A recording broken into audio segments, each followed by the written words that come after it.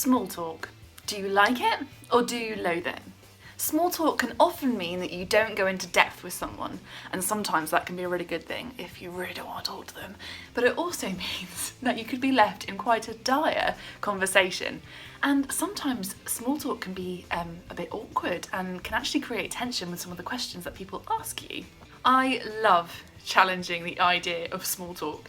There have been many questions that I've been asked in my life that have not been helpful in any way, but I'm going to focus on just one of those questions tonight and how we can shift that question in light of Christ.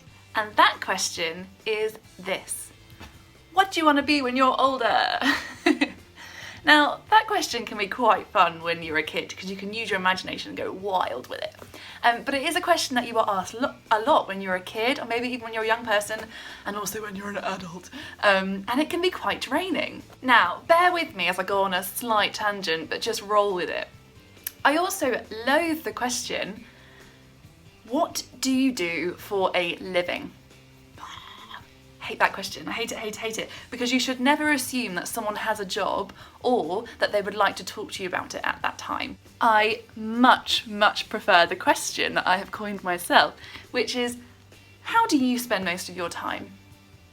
This gives the person a chance to focus on their hobbies if they want, to share their passions, and it could also mean that they talk about their job if they want to, but they are given the permission to go wherever they want with that question.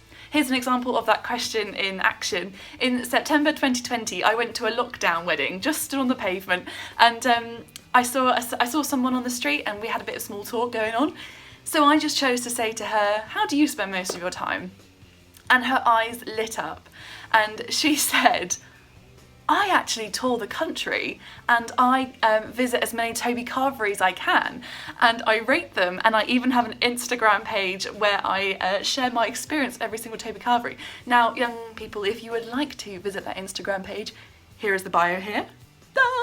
She later then went on to share what she does for a job, but the point is that question focused on the how. How do you like to spend most of your time? How do you spend most of your time? Rather than what do you do for a living? But back to that pesky question, what do you want to be when you're older? Now, it's lovely if you have ambition and you are confident in what you'd like to do in the future, and I really want to just say now that that's brilliant, that's so cool.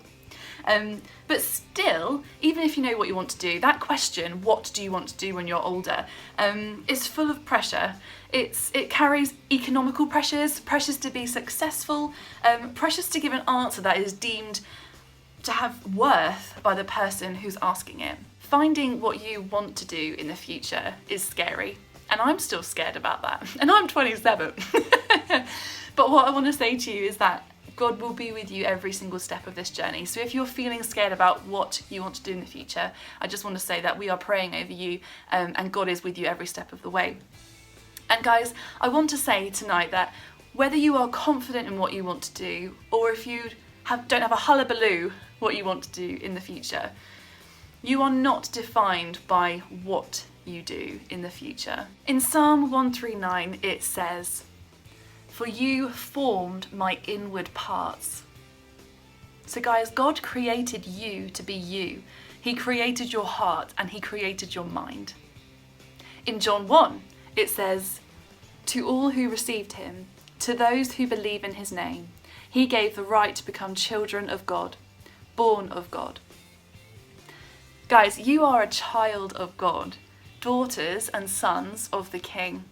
And you are defined by that love, not your pay packet or what you get dressed up for every day. Now, we can't stop people asking us, what do you want to be in the future? But we can perhaps change the answer and the question in our hearts and our minds. And hey, if you feel confident, you could even reply to that person in the way that I'm going to show you next. So let's change that question in our hearts and in our minds, and if you feel confident verbally, to how do you want to be when you're older? How do I want to be today, now? How do I want to be tomorrow? How? For example, in Ephesians 4 verse 29 it says, "Do not let any unwholesome talk come out of your mouths, but only what is helpful for building others up according to their needs, that it may benefit those who listen." So, here are some questions I want to pose to you today. Do I want to be a gossip? Or do I want to be an encourager? Do I really want to watch that video online? Or should I focus on something good and fruitful instead? Should I carry on moping in my room? Or should I go and hug my dad because I actually know that he really needs it right now? Do I just want to look out for myself? Or do I want to be loving and show Christ to others through my actions?